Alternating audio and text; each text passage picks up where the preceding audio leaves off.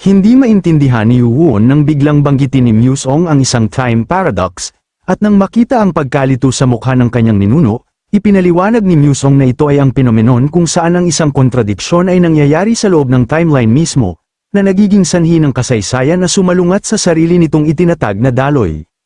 Pagkatapos ay sinabi niya kay Yuwon na kung ang isang time paradox ay hindi nangyari sa mismong sandali na in-inject niya ang nanomachine sa kanya, kung gayon siya mismo ay nawala na sa pag-iral. Ang marinig ang isang bagay na hindi kapani-paniwala ay nag-iwan lamang kay Yuwon na mas naguguluhan, na nag-udyok sa kanya na tanungin ang dahilan, at simpleng sinabi ni Museong na ito ay dahil sa butterfly effect, ang iisang pagbabagong iyon ay ganap na nagbago sa hinaharap. Ipinaliwanag niya na sa gabing iyon, kung hindi niya iniligtas ang kanyang ninuno, kung gayon hindi siya ang magliligtas kay Yuwon, kundi si Guard Jiang o ang mga escort guard sa halip. Pagkatapos nito, si Yuwon ay magpapatuloy sa landas na naitala sa kasaysayan, sa kalaunan ay makikilala bilang Demon Emperor na pumupugot ng mga braso, pinalawak ang impluensya ng Demon Ikong Kulto hanggang sa North Sea Ice Palace, at nag-iiwan ng isang maalamat na pangalan na naaalala sa maraming henerasyon. Mahinahong sumagot si Yuwon na alam na niya ang mga pangyayaring iyon dahil nabasa niya ang mga makasaysayang tala ng kulto sa pamamagitan ng memoryang nakaimbak sa loob ni Nano, at tumango si Museong bago nagpatuloy na sa pagkakataong ito ang lahat ay naging iba. Kahit na pinalawak niya ang kanyang nasasakupan sa Ice Palace, hindi namatay si Yuwon gaya ng orihinal na naitala ng kasaysayan, at ang mga babaeng kasama niya kanina ay mga taong hindi kailanman nakita ni Museong sa hinaharap na kanyang pinanggalingan. Wala sa kanila ang dapat na umiral. Sinabi ni Museong na sa sandaling itinanim niya ang nanomachines, ang lahat mula sa gabing iyon pataas ay nagbago sa hinaharap, na lumikha ng isang chain reaction na kumalat sa buong kasaysayan. Isang nag-aalalang ekspresyon ang dahan-daang lumitaw sa kanyang mukha habang tahimik niyang inamin na sa bagong likhang hinaharap na ito, marahil siya, bilang inapo ni Yuwon, ay maaaring wala na. Gayunpaman, sa kabila ng posibilidad na iyon, siya ay kahit papaano ay nakatayo pa rin sa harap ng kanyang ninuno. Ang kontradiksyon na yun mismo ay nagpapatunay na may isang bagay na imposible ang nangyari, at sa pakikinig sa paliwanag ng paisa-isa, sa wakas ay naunawaan ni Yuwon kung ano ang ibig sabihin ni Museong sa isang time paradox.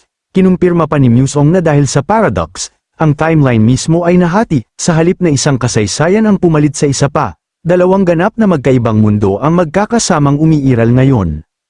Ang isa ay ang timeline kung saan naglakbay pabalik si Museong at iniligtas si Yuwon, na lumikha ng isang ganap na naiibang hinaharap, habang ang isa ay ang orihinal na timeline kung saan hindi nakialam si Museong, si Yuwon ay iniligtas ng ibang tao, at ang kasaysayan ay nagbukas ng eksakto gaya ng orihinal na nilalayon. Sinabi ni Museong na ang hinaharap na naghihintay sa bagong likhang timeline na ito ay dapat na isang maunlad dahil si Yuwon ay buhay pa. Ang kanyang kapalaran ay nagbago na, at higit sa lahat, pinipigilan na niya ngayon ang dakilang plano ng Blade God na makamit ang conclusion nito. Gayunpaman, ang puno ng pag-asa na ekspresyon sa mukha ni Museong ay mabilis na nawala habang ito ay namutla muli, bahagyang ibinaba ang kanyang ulo, sinabi niya na ang timeline na kanyang pinanggalingan ay ganap na naiiba. Doon, ang 6 na Blade God martial clans ay malamang na patuloy na namamahala sa buong mundo nang walang sinumang makakapigil sa kanila. Iyon ang dahilan kung bakit siya naglakbay sa nakaraan sa unang lugar na may dalawang layunin na napagpasyahan na. Ang una ay ang dalhin ng nagtatag na Heavenly Demon kasama niya, isang taong may kakayahang tumayo laban sa Blade God sa kanyang sariling panahon. O kaya, bago pa man matapos magsalita si Museong, ang relos na nakakabit sa kanyang pulso ay biglang naglabas ng isang serye ng matatalas na babala habang ang isang maliwanag na pulang ilaw ay mabilis na kumikislap sa display nito. Sa sandaling makita niya ang babala, ang bawat bakas ng kulay ay nawala sa kanyang mukha, ang tunay na takot ay pumalit sa kanya, at sa parehong oras, biglang naramdaman ni Yuwon ang isang hindi kapani-paniwalang kakaibang enerhiya na kumakalat sa paligid. Ito ay hindi katulad ng chi, internal energy, o anumang puwersa na kanyang nakatagpo noon. Ang enerhiya ay sobrang hindi likas na kahit ang natural na daloy ng chi sa kapaligiran ay nagsimulang gumalaw ng pabaliktad, na parang ang mismong mga batas na namamahala sa mundo ay puwersahang binabaligtad, bago pa man makareact ang alinman sa kanila. Maraming napakalaking energy portal ang biglang nag-materialize sa harap ni Chun Yuan at Shin Muzen, ang mga kumikinang na gate ay pumupunit sa walang laman na espasyo mismo ng paisa-isa. Nang makita ang mga portal na lumitaw, agad na nagmura si Musen sa ilalim ng kanyang hininga, hindi maitago ang takot sa kanyang boses, at ang kanyang ekspresyon ay lalong naging desperado habang napagtanto niya kung sino ang eksaktong nakahanap sa kanya. Makalipas ang ilang sandali, maraming mga figura ang nagsimulang lumabas mula sa mga portal ng paisa-isa. Bawat isa sa kanila ay nakasuot ng magkaparehong full body armor na ganap na nagtatago ng kanilang hitsura, na nagbibigay sa kanila ng halos mekanikal na presensya. Ang mukha ni Musen ay naging ganap na mapatla. Walang sinayang na sandali, nagmadali siyang inabot ang kanyang time pack, na nilayong makatakas bago nila siya mapalibutan, ngunit bago pa niya ma-activate ito, ang mga nakabaluti na figura ay sabay-sabay na nagpaputok ng maraming kakaibang device sa lupa, na pumalibot sa kanya at kay Yoan. Ang mga device ay agad na nagbaon sa ilalim ng lupa, at agad na ipinaalam ni Nano kay Yoan na ang Space-Time Canceller ay na-activate na. Hindi maintindihan ni Yoan kung ano ang nangyayari o kung ano ang ibig sabihin ni Nano, ngunit bago pa man siya makapagtanong ng isa pang katanungan, ang mga device na nakabaon sa lupa ay biglang nag-activate. Ang isang pares ng napakalaking transparent na hadlang ay agad na tumaas sa paligid ni Yoan at Musen, ganap na tinatakan ang nakapaligid na lugar, habang ang bawat isa sa mga nakabaluti na figura ay itinaas ang kanilang mga advanced na armas at itinutok ang mga ito ng diretso sa kanilang dalawa. Naramdaman ang pagbabago ng paligid, agad na napagtanto ni Yoan na ang daloy ng chi ay ganap ng naharang, gaano man niya ito maingat na maramdaman. Kahit ang pinakamaliit na galaw ng natural na enerhiya ay hindi makapasok o makalabas sa nakapaloob na espasyo, pakiramdam ay ganap silang nakahiwalay sa labas ng mundo mismo. Nagtataka kung ano ang eksaktong penomeno na ito, tahimik na pinagmasdan ni Yoan ang kakaibang mga hadlang na pumapalibot sa kanila, at sa sandaling yun, ipinaliwanag ni Nano na isang nakahiwalay na lugar ang nalikha, na ganap na nag-aalis ng anumang aksyon na may kakayahang makagambala sa space-time. Sa loob ng field na ito, ang lahat ng anyo ng space-time manipulation ay nagiging imposible.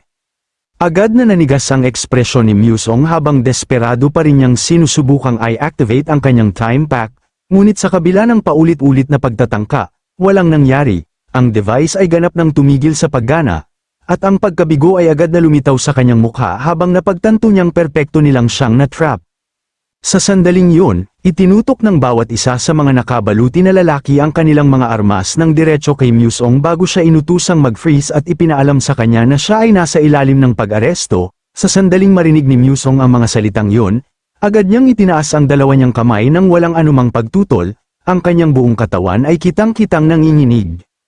Mula sa malawak na kaalaman na nakaimbak sa loob ni Nano, agad na nakilala ni Yoan na ang kakaibang wikang sinasalita ay Ingles, at sa parehong oras ay napagtanto niya na si Musen ay tumatakas mula sa mga taong ito sa loob ng mahabang panahon. Ang isa pang nakabaluti na lalaki pagkatapos ay inilipat ang kanyang sandata kay Yoan at malamig na inutusan siyang mag-freeze din. Sa sandaling yun, lihim na nagpadala si Musen kay Yoan ng isang voice transmission, na sinabihan siyang huwag gumalaw sa anumang pagkakataon. Kaagad pagkatapos, itinaas niya ang kanyang boses sa mga nakabaluti na sundalo at iginiit na ang lalaking nakatayo sa tabi niya ay walang kinalaman sa kanya. Paulit-ulit na ipinaliwanag na si Yoan ay isang ordinaryong sibilyan lamang mula sa panahong ito na nagkataong naroroon. Gamit ang voice transmission muli, nagmadaling sinabi ni Musen kay Yoan, "Ninuno, alam kong nakakainis ito sa iyo, ngunit pakiusap, tiisin mo ito ng kaunti pa. Kung pukawin natin ang mga taong ito, maaari nilang hanapin ang iyong katawan at matuklasan ang nanomachines." Nang marinig yun, bahagyang lumaki ang mga mata ni Yoan sa pagkagulat, at nagpatuloy si Musen sa pagpapaliwanag na kahit ang gayong bagay ay dapat na imposible sa teorya, palaging may posibilidad, kung nais nilang malutas ito ng mapayapa. Kung gayon dapat nilang kumbinsihin ang mga taong ito na si Yoan ay walang iba kundi isang ordinaryong tao na naninirahan sa panahong ito. Tahimik na tinanong ni Yoan kung sino ang eksaktong mga taong ito para kumilos si Musen ng may labis na pag-iingat, at sumagot si Musen ng isang pangalan, ang TP. Sila ang Time Patrol. Ipinaliwanag pa niya na sa panahong ito sila ay katulad ng mga opisyal ng gobyerno o mga gwardya. Ang kanilang awtoridad ay umiiral sa ilalim ng International Spacetime Treaty na itinatag ng European Union, at nagtataglay sila ng legal na awtoridad sa mga krimen na kinasasangkutan ng time travel mismo. Isa sa mga Time Patrol officers ay hindi nagtagal ay napagtanto na si Musen ay Chinese bago ipinaalam sa kanya na magsasagawa sila ngayon ng identity verification scan. Sa sandaling yun, Ang bahagi ng helmet ng opisyal ay umulong at isang pulang-pula na scanning light ay nagsimulang kumikinang ng diretso kay Musong habang ang isang mekanikal na boses ay agad na nag-anunsyo ng mga resulta. Identification number KADU 9,483,291,311. Search record, name Chin Musong, birth November 3, 2914, AD residence Guangxi XXX City New Corporation Sector D Building, Profession Director of Sky Corporation. Nang matapos ang scan, ang helmet ng opisyal ay dahan-daang umulong ng buo, na inilalantad ang kanyang mukha sa unang pagkakataon habang ang isang tusong ngiti ay dahan-daang kumalat sa kanyang mga labi, mukhang nakahuli tayo ng isang napakalaking isda. Bagaman si Yuwon ay nanatiling tahimik sa buong oras, hindi niya maiwasang makitang kawili-wili ang sitwasyon dahil ang lahat ng nangyayari sa harapan niya ay ganap na lampas sa common sense ng kanyang panahon. Direktang tumingin ang opisyal kay Musong bago sinabi na orihinal na naniniwala siya na sila ay humahabol sa isang top-class temporal criminal dahil sa dami ng beses na nakatakas si Musong sa kanilang paghabol, hindi niya inakala na ang taong patuloy na nanlilinlang sa kanila ay walang iba kundi si Direktor Chin mismo. Mahinahong ipinaalam ng opisyal kay Musong na ang hindi autorisadong time travel at pagmamanipula ng nakaraan ay ang pinakaseryosong krimen na umiiral bago tinanong kung alam na niya na ang parusa para sa gayong mga krimen ay maaaring habambuhay na pagkakakulong o kahit na pagbitay.